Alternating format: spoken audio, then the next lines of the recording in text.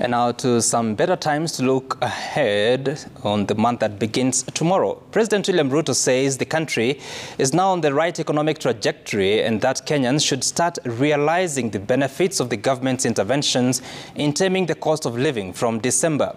The president spoke during celebrations of one-year anniversary of the Hustler Fund here in Nairobi.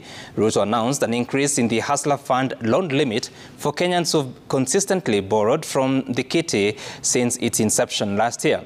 The head of state blamed the previous administration for what he termed poor policies that contributed to uncontrolled borrowing and accumulation of public debt, as Seth Olale reports.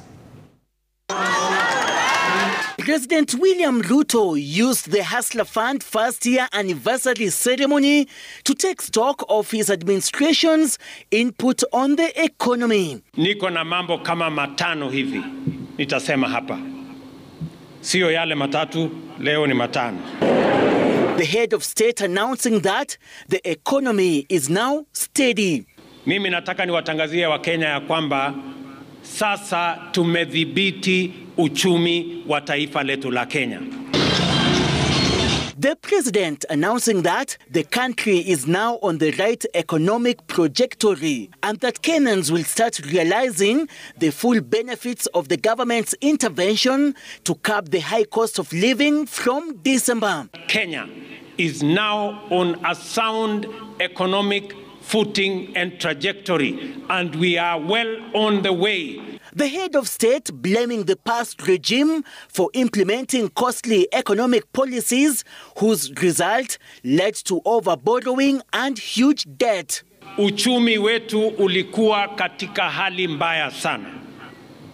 Madeni yalikuwa yametusonga kama taifa. Matatizo ya hata kugharamia kulipa hiyo madeni ilikuwa ni ndoto chafu. The president assuring citizens that the economy will be boosted further by availability of 500,000 jobs through the affordable housing agenda. This despite of the uncertainty of the housing levy after the High Court declared it unconstitutional. The head of state, who said the Hustler Fund was one of the biggest economic interventions his administration had come up with, announced an increase in the fund's loan limit for Kenyans who have consistently borrowed from the kitty from the time it was launched in 2022. Those who have borrowed from the fund 10 times will have the loan limits increased by 100%, while those who have borrowed more than 5 times having the loan limit increased by 50%. Clients who have borrowed more than twice will have the loan limit increased by 40%. The government announcing that Hustler Fund users can now withdraw 30% of their savings with a 12% interest earnings for all savers, accessible each 31st day of December. Zaidi ya Wakenya 45% wamekopa pesa ya Hustler Fund. It is the most preferred fund currently in the country across all the borrowings in this country. Walikuwa wanasema hii mahasla wakipewa hii pesa watapotea nayo. Lakini hawa mahasla ni watu ya ajabu, wanaendelea kulipa, tunawapongeza. Watu wa Kanairo. 39.5 billion shillings of the Hustler Fund has been disbursed, attracting 21.7 million beneficiaries. 28.7 billion has been repaid, with 2 billion accounting for savings.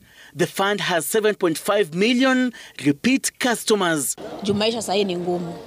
Lakini mimi yangu vile nimelipa kidogo kidogo hivyo mpaka sahi naweza kopesha 3,000. Yangu sasa hivi ni 500 na 500 kweli kabisa haiwezi saidia na hiyo uchumi wa sasa hivi kuinua biashara yangu. Hiyo tumeongezewa na tena umesikia kuna saving, sisi imetusaidia.